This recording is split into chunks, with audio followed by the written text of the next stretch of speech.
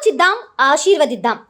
ఉమ్మడి నల్గొండ, ఖమ్మం, వరంగల్ పట్టభద్రుల ప్రశ్నించే గొంతు తీన్మార్ మల్లన్నకు మొదటి ప్రాధాన్యత ఓటు వేసి గెలిపిద్దాం. కార్యక్రమానికి చేసినటువంటి పెద్దలు రాయ నాగేశ్వరరావు గారికి, అలాగే మన కాబోయే ఎంపీ గారు రఘురామరెడ్డి గారికి, అలాగే ఎమ్మెల్యే గారికి, ఈ రోజు ముఖ్య అతిథిగా చేసినటువంటి మన ఎమ్మెల్సీ అభ్యర్థి కాంగ్రెస్ పార్టీ తరఫున తీన్మార్ మల్లన్న గారికి స్వాగతం, సుస్వాగతం. మనం లాస్ట్ అసెంబ్లీ ఎన్నికల్లో మనం ఎలా అయితే పోరాడామో ప్రతి ఒక్కరికి తెలుసు. మా గెలుపును మీ గెలుపుగా భావించి ప్రతి ఒక్కరు కూడా కష్టపడి ఆ రోజు మమ్మల్ని గెలిపించారు. అదే నిరవతతో ఈ రోజు తీన్మార్ మల్లన్న గారిని అదే స్ఫూర్తితో మీరందరూ కూడా గెలిపించాలని చెప్పి మిమ్మల్ని అందరూ కూడా కోరుకుంటున్నాను. ముఖ్యంగా ఈ రోజు ఇక్కడ కాంగ్రెస్ కార్యకర్తలు, నాయకులు, సిపిఎం కార్యకర్తలు, నాయకులు, సిపిఐ కార్యకర్తలకు అందరూ కూడా ముఖ్య ఉద్దేశం పెట్టింది.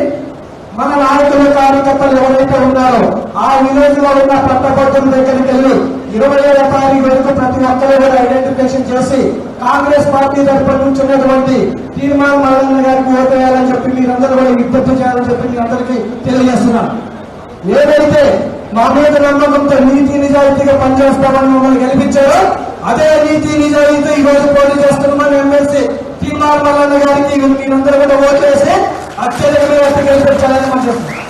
ఒకవైపు అవినీతిలో కొనుక్కుపోయిన బీజేపీ, బీఆర్ఎస్ పార్టీలో, ఒకవైపు నీతిగా ఉన్న కాంగ్రెస్ పార్టీ తరఫున నుంచి ఉన్నటువంటి మన మల్లన్న గారికి అత్యధిక ఓటు వేసి మీరందరూ గెలిపించాలని చెప్పి మిమ్మల్ని అందరూ కూడా మల్లన్న గారికి చెప్పాలంటే మనం చూస్తూనే ఉన్నాం.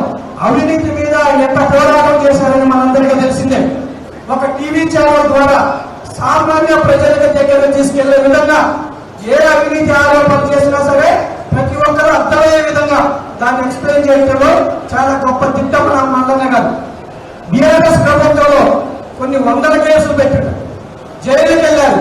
అయినా సరే మళ్ళీ ఆ రోజు పొద్దున్నే బీఆర్ఎస్ పార్టీ మీద, బీజేపీ పార్టీ మీద విమర్శ చేస్తూ ప్రజల్లో అవగాహన కల్పిస్తూ మన కాంగ్రెస్ పార్టీ గెలవడంలో ఒక భాగస్వామైన తీర్మానాలను అందరి తరఫున అభినందన తెలియజేస్తున్నా సార్. అలాగే మీరు రాబోయే కాలంలో నిరుద్యోగ సమస్యల మీద, అలాగే ఉద్యోగ సమస్యల మీద, పట్టభద్రుల సమస్యల మీద మీ శాసనమండలిలో మీ గొంతు వినిపించాలి.